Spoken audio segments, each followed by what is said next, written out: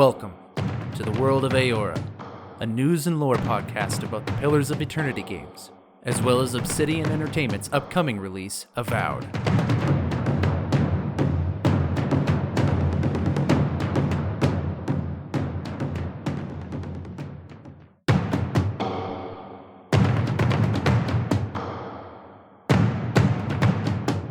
Welcome to the World of Eora, a news and lore podcast about the Pillars of Eternity games, as well as Obsidian Entertainment's upcoming release, AVOWED.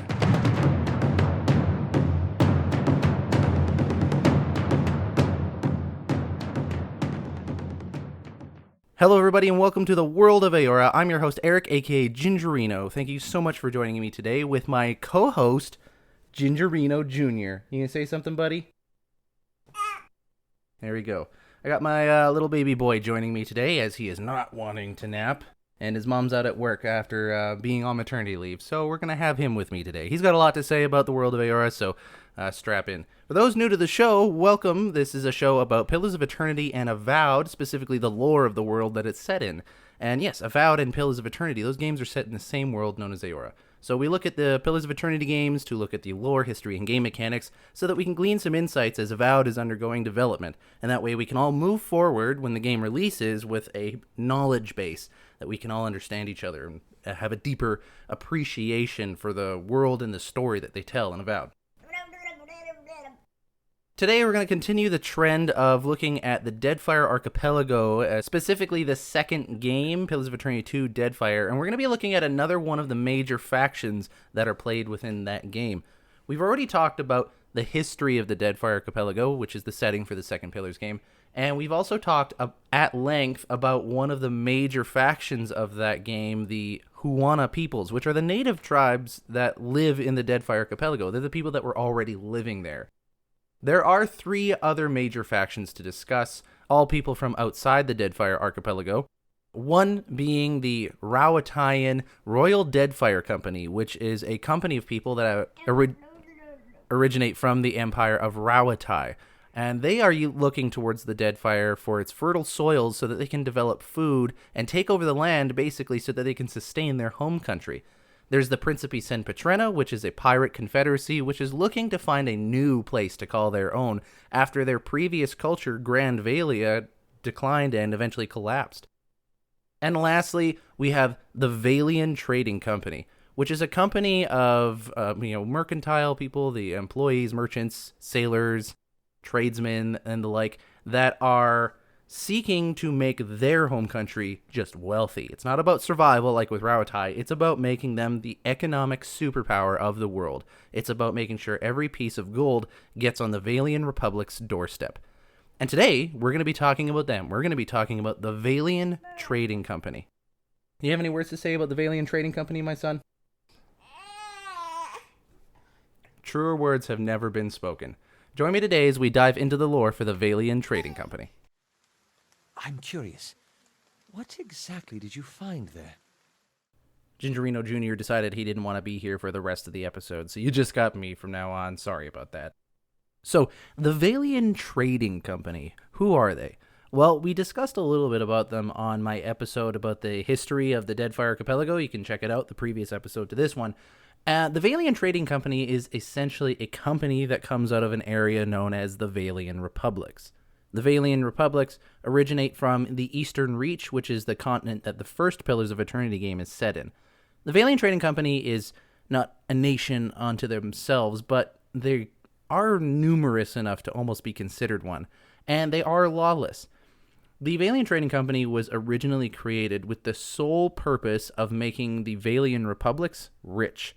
That is their entire purpose, is to scour the globe for new and hot commodities, and take them for themselves and monopolize all the trade across Eora and make them the economic superpower of the very world itself. By the time of Pillars of Eternity 2 Deadfire, they have 30,000 employees, employing things like merchants, sailors, mercenaries, and explorers. About a third of these are used in the Deadfire campaign, which is a campaign towards extracting, harvesting, and utilizing all the luminous Adra in the area, which we'll talk about a little bit later. So there's about 10,000 Vailian Trading Company employees in the Deadfire Archipelago by the time of the second game, and another 20,000 across the globe elsewhere. Even though it's not its own nation, they do have their own governing structure. I guess you could call it a hierarchy of, business professionals, if you will. The Sangreta Mea Compresa, which means Congress of the company, has a body of 11 high-stakes investors and noble advisors. Each has equal voting power to advance or stem any decision or strategy, in which simple majority vote is the deciding factor. So they run on democracy, sort of, between just the 11 of them. In terms of the Deadfire Archipelago itself, the two representatives that are in there are Director Ignato Castol and Governor Lueva Elvari. If you're part of the Vailian Trading Company, you very likely worship Woodica, Hylia, or Galawain, one of the 3 of the 11 deities that exist within this world. As I've said, the Vailian Trading Company exists solely to make the Vailian Republics rich, and on that front, that's why they're in the Deadfire Archipelago. In order to be able to make money, it's well known that you have to spend money and take risks, and the Vailian Trading Company are pretty big on risk-taking, the Deadfire Archipelago being one such risk. This is a lawless frontier of the world that has not been explored, no one knows what is there, and there are hostile denizens to this area that want to kill you and eat you and get you out of the area. And so, for the Vailian Trading Company to turn towards Deadfire Archipelago and explore it simply on the possibility that there might be something there for them to be able to utilize in their campaign at global economic domination, it's a big risk. And even though they're mildly successful for a lot of the history of the Deadfire, it isn't until they discover Luminous Adra that things really start to take off. Luminous Adra, as I've mentioned on previous episodes, is a unique form of a resource that exists within the game called Adra. Adra is a gemstone that can conduct the energy of souls like copper wire can conduct electricity. So the soul that's in your body can transmit through Adra, this gemstone rock, this crystal substance. It can go through that and be stored within it. It's also very useful in the science of studying the soul, because the soul is something that is concrete and able to be studied within this world. It's a fact of life. And so Adra is very useful in that, as well as for, just gemstone purposes of making jewelry, storing and enhancing powers. It's a very, very important resource and point of discussion within the world that is Eora. I expect we'll see a lot of Adra in AVOWED, but Luminous Adra is magnified in its power. It is so powerful compared to regular Adra that if in the presence of Luminous Adra, a regular shard of Adra will vibrate or even shatter because of the power housed within a Luminous Adra shard. And so the Vailian Trading Company are using this incredibly rare and localized resource that everybody wants in order to bolster themselves. This is the kind of thing that they're out there to find. And there's not a lot stopping them, really. The Vailian Trading Company are not subject to the regular laws and rules that you find within the Vailian Republics. They are given free permission to do as they see fit to be able to make the Vailian Republics rich. I'm sure there's a level of plausible deniability that the Republics want, but when push comes to shove, the bottom line is all that they're really caring about. Whatever they need to do to get the job done, they can get it done. They're in another land. They're not in their homeland. So as far as they're concerned, you can do what you want. And it's with that the Vailian Trading Company even exists. It's almost impressive to see the level of structure and adherence to their own policies that they actually stick to, considering the fact that they are technically a lawless group, because they're a very successful mercantile company, and they operate in their own particular way, and they have their own unique policies that they set wherever they are. And it's led them to be as successful as they are, I would say. But they can, if they want to, set outposts on foreign soil, declare war, and if necessary, conquer territory. It's not just sailing across the world and finding Luminous Adra veins that are sticking out of the ground in order to mine. They're also trying to spearhead in the ways of science. And so, as I've discussed, there's this science called animancy that exists within this world where they're studying souls and soul mechanics. And there is research being done in the second Pillars of Eternity game that uses Luminous Adra. And so there's a large tower in this ancient city called Nekataka where you can see a Luminous Adra spire sticking out.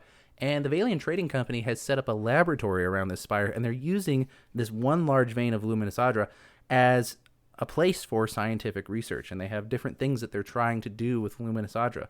And so they are on the forefront of scientific progress in this area.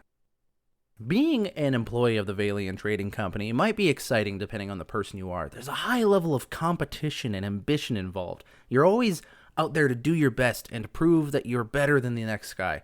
And that is something of a point of cultural pride that exists within the Vailian Trading Company. And the employees subscribe to this philosophy that Vailians are the best merchants and that they should maintain that and continuously be growing in this regard. And while this can be healthy to some degree, this promoting of competition between one another, it does have its downsides. Despite the fact that this might seem like, an Atlas Shrugged dream or something like that, if you've read the big book that is, there are negative sides to this as well. For example, the leadership is scrutinized so much for their flaws that sometimes it can stop them from getting things done because they're constantly having to be putting out fires over the smallest thing that they might do. As well, employees are basically pushed to their limit and basically wrecked, and once they start not performing very well, they're shipped back to the Republics and replaced, essentially, is what goes on. And so there's a lot of toxic work environment stuff going on there, but if you've got the gumption to run with the crowd, then it's probably an exciting place to be. But there's definitely some downsides to the way that they operate and some of the culture that exists within the Vailian Trading Company, which in the long term could end up being a problem for them. But rather than fight against this idea, the Vailian Trading Company seem to actually lean into it. So if there is a leader found within their ranks that are not performing very well, it's kind of likely that they'll find themselves lost, missing, or killed, or demoted by some means whatsoever. And that's because the trading company is using political maneuverings in order to make sure there's a culture of rivalry and vendetta within the ranks. And that's not me just saying that. I'm reading this off of the Pillars of Eternity 2 guidebook. I'm taking some quotes out. That's what it says right there, that the trading company ensures a culture of rivalry and vendetta. So this is actually something they're leaning into to promote better workers, basically. They're keeping the cream of the crop. They're keeping the best of the best in their organization. And you need really good employees in order to do what it is the Vailian Trading Company is trying to do within the Deadfire. Because what they're trying to accomplish is actually a pretty big deal. So this is what the Vailian Trading Company is trying to do. One, they got to go into the Deadfire Archipelago where there are vicious sea monsters and dangerous forests and a group of people already living there that may or may not want to hunt you down to get you out of there. These Vailians from the trading company, they're going to every single island, and they are taking all of the Luminous Adra that they possibly can out there. They're trying to secure land rights from the local tribes to claim the land, and then establish mining and refining operations so that they can ship this Luminous Adra in powdered form back to the Vailian Republics. This is no minor undertaking. They're essentially conquering an entire land from an economic perspective and asking for permission to do it, and then do all the refining while they're there. This is by no means a small feat, and you need your workers at their best, and you also need people who are sold on the idea that the Vailian Republics is the best, that they deserve to be top dog in the world of Eora. The process by which the Vailian Trading Company actually secure this land in order to do this, it's a bit of a process. So what they first have to do is they have to identify that there is Luminous Adra in an area. So they go to an island, they send out scouts and reconnaissance, and they find that there is Luminous Adra deposits in the area. And it has to be significant enough that it's worth sending a group of people out there for. Once a vein of Luminous Adra is discovered and it is deemed worthy enough to send merchants out, they then transfer the power, if you will, to Republican clerks that have a process for transferring land rights to the republics.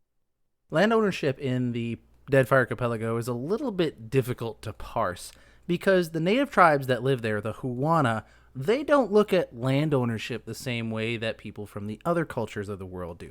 I talked about this a lot when we did the Huana episodes, just a few episodes back, and how they tend to be a nomadic group. They locate from island to island. They move around depending on the needs of both the resources that are available on the island for the tribe, as well as the weather, incoming storms, or if there's just predators nearby even. So the Huana peoples, they don't stay in one place and own that land. They migrate from place to place, bringing their village along with them. So this idea that the Vailians would go to an island, find a piece of land that they want, talk to a tribe about purchasing the land to be able to live there permanently, it's not just that the Huana find it odd, it's that that way of living is foreign to them. They don't understand it. So they don't really fully comprehend exactly what it is they're even asking them to necessarily do.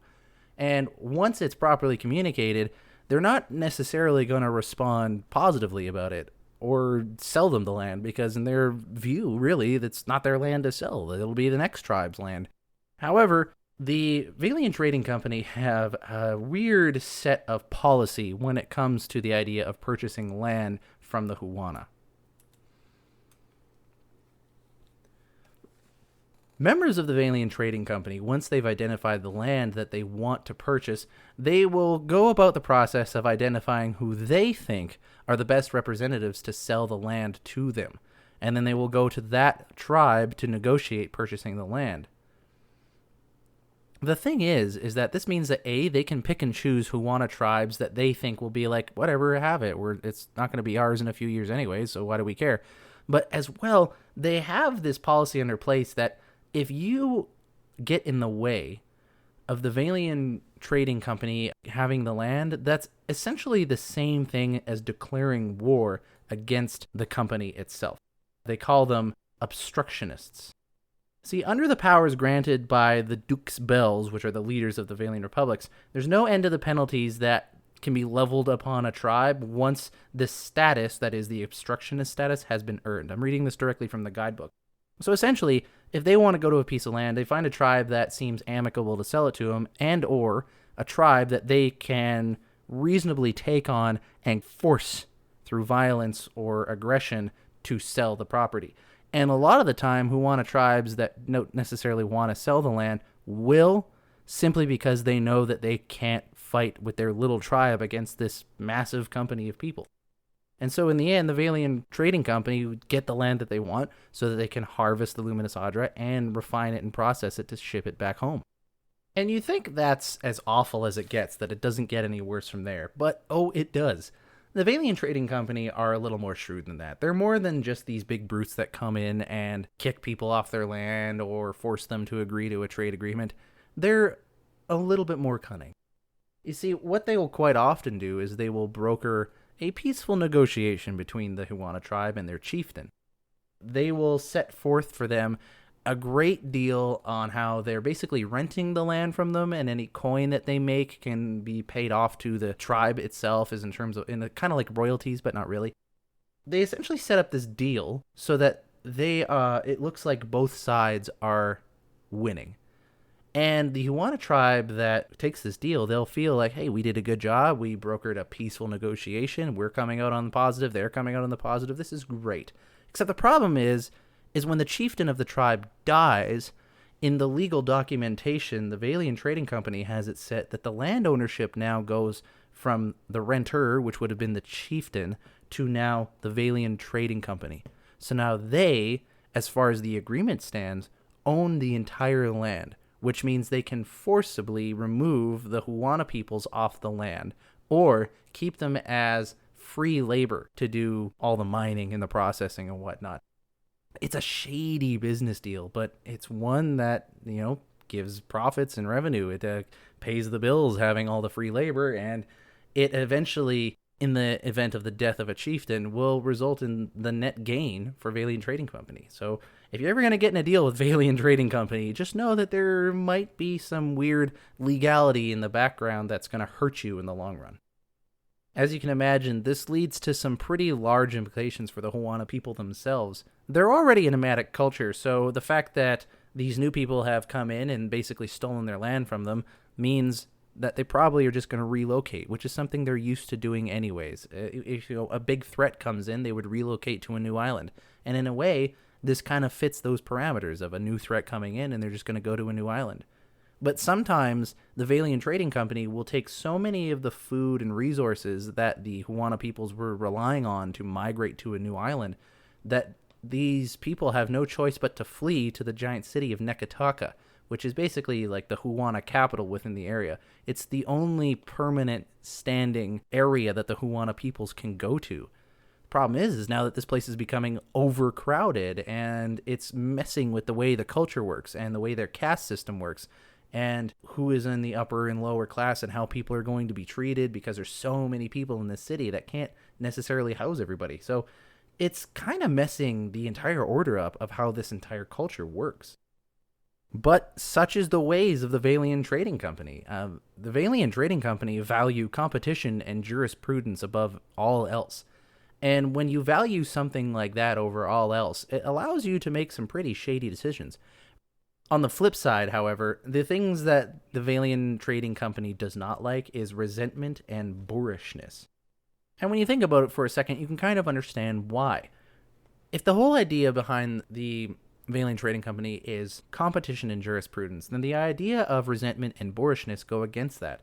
Resentment is just you harboring negative feelings at your fellow Vailian trading employee for having done a better job than you. Let's say if one employee is better than another, or one employee undermines another's and benefits in the end at your loss. Well, the competition is meant to make the company better. And for you to resent your fellow employee for making the company better is to kind of resent the entire purpose for the company existing in the first place. So if you're holding resentments against fellow employees for undermining your work or taking advantage of you, then you're going against what the company is trying to do in the long run. You just need to rise to the occasion and compete back and take them down a peg and make yourself better and therefore make the company better.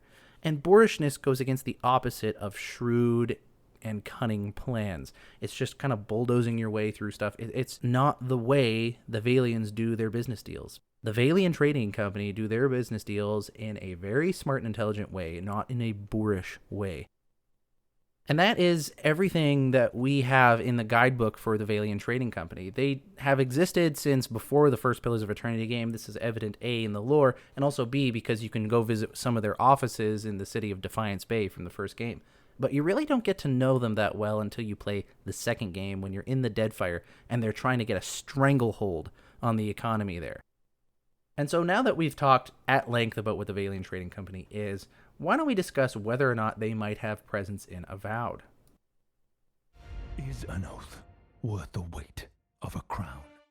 There's actually a decent chance that we'll run into the Vailian Trading Company in the game of AVOWED. It depends if the game is a prequel or a sequel to the Pillars of Eternity series. Because the Vailian Trading Company was created in the year 2708 AI, which is the calendar designation for this world. Pillars of Eternity 1 takes place in the early 2800s. So as long as AVOWED takes place within that 100-ish year span before Pillars of Eternity 1, there's a chance that we could run into the Vailian Trading Company. As well, if it is a sequel to Pillars of Eternity 2 Deadfire, then there's more of a chance we will run into Vailian Trading Company regardless of where AVOWED is played. Because at the point of that time in the game, they're already a worldwide superpower. They've got their fingers in everything. They might not be as deeply ingrained as cultures and empires of the world, but they have their hands everywhere. So how does this impact our gameplay? Well, one, it might mean that we can ally or oppose the Vailian Trading Company. It also might mean that we go to them for merchant purposes and for resources. There's always going to be vendors in the game who are selling us their latest wares and all that. So Vailian Trading Company makes sense. It's an easy thing to do for the developers to just be like, hey, Vailian Trading Company are in the area. They're the ones setting up the stores. That's where your character buys the stuff. Maybe we don't dive into them as a faction as much and what they're doing in the area that AVOWED is played in, but there's a chance that we'll interact with them in that way. But if we can get into their business dealings and perhaps gain renown with them or lose renown with them, then that might impact A, how our prices work with the store, but also B, we might be able to get into some side quests involved in what they're doing in the area that AVOWED has taken place in. If the rumors are to be believed as true that AVOWED has taken place in the Living Lands, there's a number of things that the Vailian Trading Company would be doing in the Living Lands. Much like the Deadfire Archipelago, it's considered a frontier land. It's not largely explored or well known, and there is, of the stuff that is known, is some pretty intense stuff. Beasts and creatures and plants and trees that you have never seen anywhere else in the world. Magic that exists that nowhere else in the world is found. a city built by mage folk, which is an entire other thing to talk about on its own. There's so much that the Vailian Trading Company could be trying to plunder in the Living Lands, and so for playing there, it makes a lot of sense that we would see them if it's in that time frame where they exist. As if any of this were ever in my hands. The Republics considered your business worth protecting based on its success. That success depended on cooperation with the locals, like House Dominel. You've lost that. And the favor of the Dukes. That's everything I have to talk about. Thank you guys for joining me on today's episode of the World of Eora, where we discussed the Vailian Trading Company, the lawless mercantile group out of the Vailian Republics that is meant to just make its home country rich as possible by any means possible. Nothing new to go on in the show, no projects that are coming on in the making, at least not yet. I have my eyes set on some stuff down the road to help build community and maybe work on some other projects, but I'll let you know when that comes down. If, however, you do want to get a hold of me to point out anything in the show that you liked, you didn't like, any questions or comments that you might have, you can email me, worldofeora@gmail.com. You can also follow me on Twitter, @worldofeora. I enjoy answering any questions about the show, taking in ideas about the show, whether or not you want to be on the show or you have ideas for topics. Send me anything you got. If that's your fancy, it's up to you. I'm not going to tell you to dictate your time. Thanks, everyone, for listening to me today. I'll ramble on about this awesome nerd geek lore stuff about a fantasy world. I've been your host, Eric, a.k.a. Gingerino, and I'll see you guys next time.